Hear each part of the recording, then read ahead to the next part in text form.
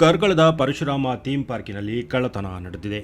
ಹೌದು, ಥೀಮ್ ಪಾರ್ಕ್ನ ಬಾಗಿಲನ್ನು ಒಡೆದು ಒಳನುಗ್ಗಿದ ದುಷ್ಕರ್ಮಿಗಳು ಮೇಲ್ಚಾವಣಿಗೆ ಹಾಕಿದ್ದ ತಾಮ್ರದ ಹೊದಿಕೆಗಳನ್ನು ಕಿತ್ತು ಕಳ್ಳತನ ಮಾಡಿದ್ದಾರೆ.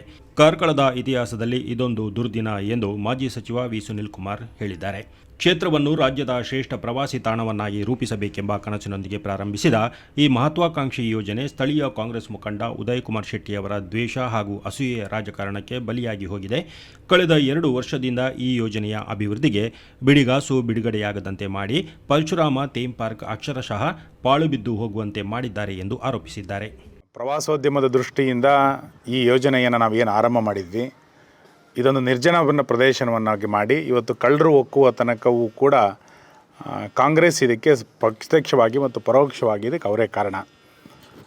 ಈ ಯೋಜನೆಯನ್ನು ವಿವಾದವನ್ನಾಗಿಸಿಕೊಂಡು ಇದರಲ್ಲಿ ಇನ್ನೇನೋ ರಾಜಕೀಯ ಮಾಡಬೇಕು ಅನ್ನುವಂಥ ಹುನ್ನಾರವನ್ನು ಸ್ಥಳೀಯ ಕಾಂಗ್ರೆಸ್ಸಿಂದ ಹಿಡಿದ್ರು ಎಲ್ಲರೂ ಕೂಡ ಇದನ್ನು ಮಾಡಿದರು. ಮಾನ್ಯ ಜಿಲ್ಲಾಧಿಕಾರಿಗಳು 2023 ಅಕ್ಟೋಬರ್ 4ನೇ ತಾರೀಕು ಇದರ ಮೂರ್ತಿಯ ಮಾರ್ಪಾಡನ್ನು ಮಾಡಬೇಕು ಅನ್ನುವಂಥ ಆದೇಶವನ್ನು ಕೊಟ್ಟಿದ್ದಾರೆ. ನಾನು ಮತ್ತೆ ಉಲ್ಲೇಖ ಮಾಡ್ತೇನೆ.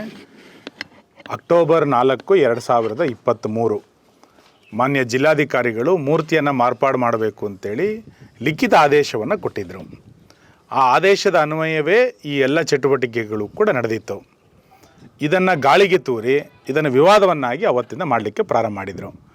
ಅದರ ಪರಿಣಾಮವಾಗಿ ಇವತ್ತಿನ ಈ ಪರಿಸ್ಥಿತಿ ನಿರ್ಮಾಣ ಆಗಿದೆ.